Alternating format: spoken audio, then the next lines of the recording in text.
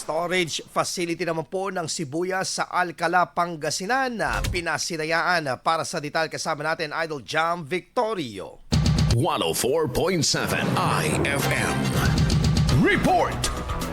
Pinasinayaan sa ilalim ng Philippine Rural Development Project ng Department of Agriculture ang bagong cold storage facility para sa naani nga sibuyas sa Barangay Bersamin, Alcala, Pangasinan.